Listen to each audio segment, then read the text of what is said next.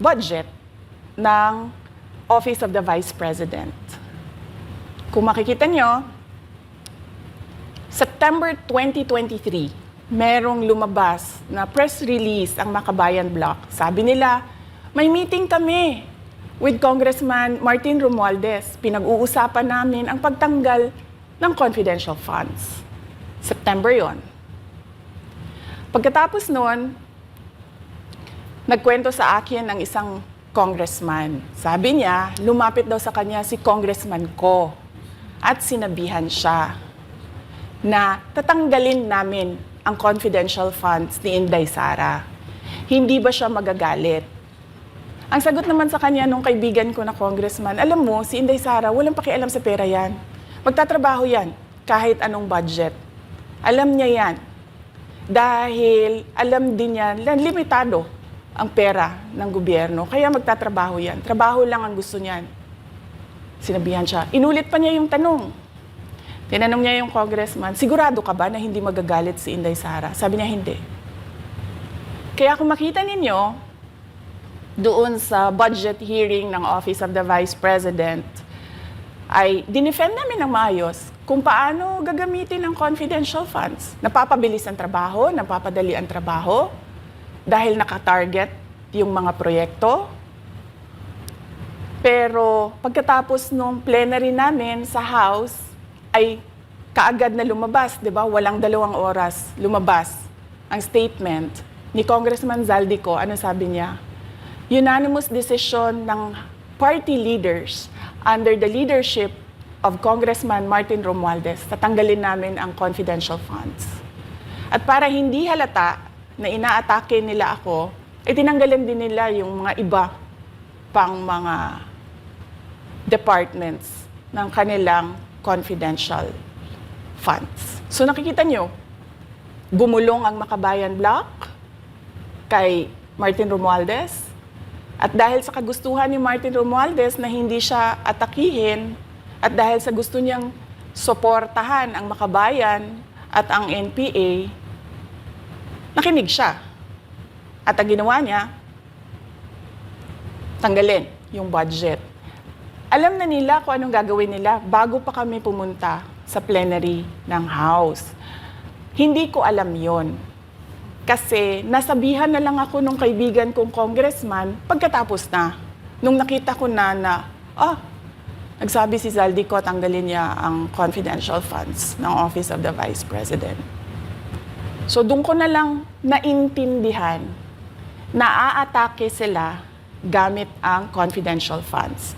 Dahil sumunod nun, October, ay merong dated na October na audit memorandum ang Commission on Audit. Tapos meron silang October 3 na audit memorandum ang Commission on Audit. So sunod-sunod yun, nakita mo. Naglabas ng press release ang Makabayan, nag-defend kami ng budget namin, nagsalita si Zaldico, lumabas ang mga AOM ng COA, September, October. Kaya yan din yung rason. Nung nakita na namin at na-confirm namin doon sa audit memorandum ng COA na ito na yon, confirmation ng pag-atake. Kasi hindi pa kami confirm doon sa unang tanggalin namin yung confidential funds sa OVP.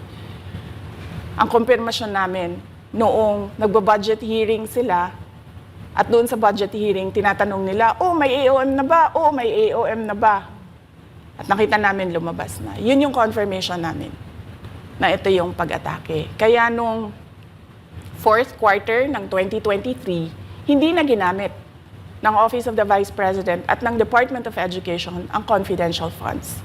Kasi sabi ko sa kanila, kahit gaanong tamang gamit natin dyan, gagawan nila ng mali yan. Bubutasin nila yan at aatakihin tayo gamit ang confidential funds. At ang patutuo nito, kung makita ninyo, noong House hearing, noong August 27, 90% ng mga tanong, confidential funds.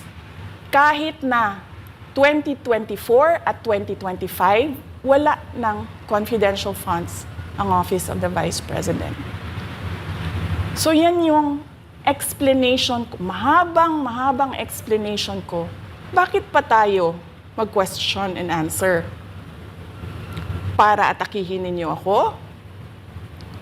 Tapos, alam naman nating lahat. Congressman Zaldico, Congressman Martin Romualdez lang ang nagdidesisyon sa budget ng bayan. Madam Vice President, it seems that there's this great plan against you talaga to destroy you. And speaking of plan, kasi during the budget hearing po, may nagsabi kasi doon ng let's stick to our plan.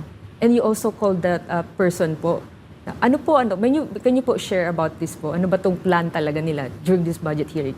Oo. Doon sa budget hearing na nangyari noong August 27, nakita nyo na meron na silang nakahandang PowerPoint presentation, meron na silang nakahandang audiovisual presentation, meron na silang nakahanda na script na binabasa. At yung isa pa nga na congresswoman na sabi niya, wala akong panahon. Basta mahaba ito. Hindi ko mabasa letter per letter.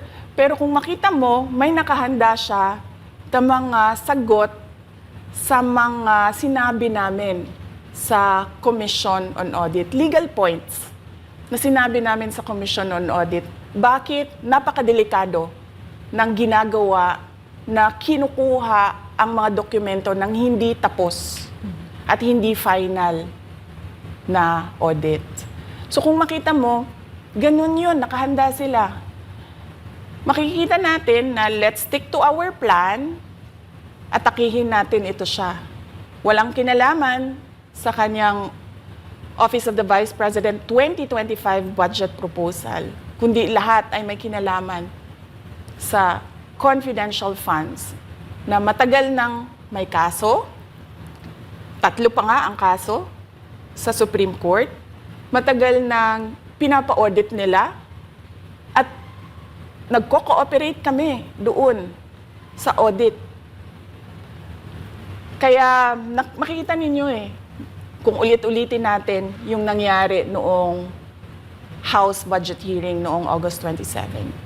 Meron silang plano na gamitin yon para siraan ako. At hindi lang sila tumitigil dyan. Kung makita ninyo, ngayon naman nasa DepEd budget sila ng pagsira ng pangalan ko. Kahit wala akong kinalaman doon sa mga observations ng Commission on Audit, sinasabi nila na kasalanan ni Inday Sara yan. At going back po dito sa budget hearing, Madam Vice President, kasi mukhang hindi talaga nagustuhan ng mga kongresista ang inyo pong naging sagot at naglabas nga po sila ng kanilang statement about pa din dito sa confidential fund. And itong si Franz Castro, nagsabi siya dito nga daw ay posibleng ito ay isang impeachable offense. Ano pang reaction niyo dito? Hindi na bago ang usapin ng pag-impeach sa akin. Kung babalik tayo nung nakaraang taon, ay nagsalita na si Franz Castro noong November 2023.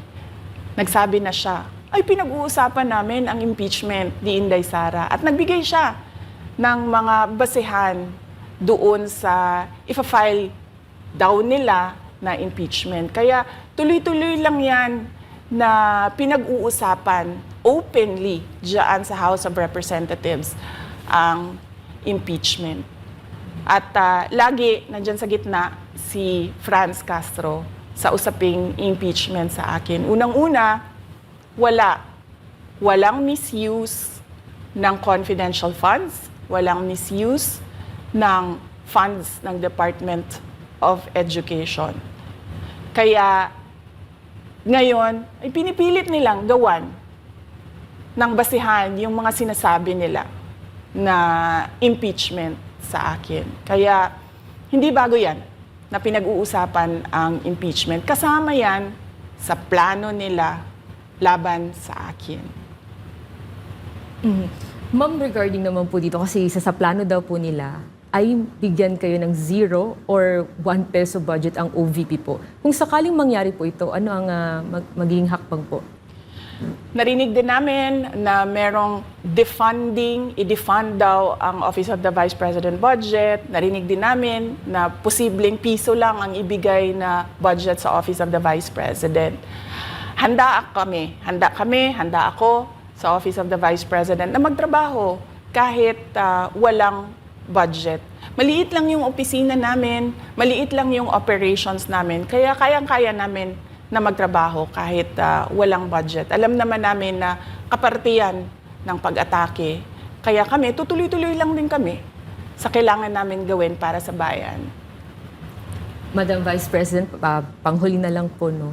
Sa kabila po ng nararanasan ninyo na pag-atake, kaliwat kanan, at ang kalagayan po ng ating bansa, ano po ang inyong mensahe sa ating mga kababayan? Unang-una mensahe ko sa ating mga kababayan, huwag silang magpadala sa ingay ng politika. Kung makikita natin sa kasaysayan, lagi talagang inaatake ang Vice President dahil siya yung tinitingnan ng mga tao na baka magiging sunod na presidente. So lahat ng mga gustong tumakbong presidente ay uunahin nila atakihin talaga ang Vice President. Kaya huwag sila magpadala sa ingay ng paninira at politika. Pangalawa, isa-isahin nila ang bawat papel sa budget ng 2023 at 2024 at 2025. At pangatlo, kailangan magkaisa tayo na tumulong sa mga nangangailangan. Dumadami ang naghihirap na mga pamilya.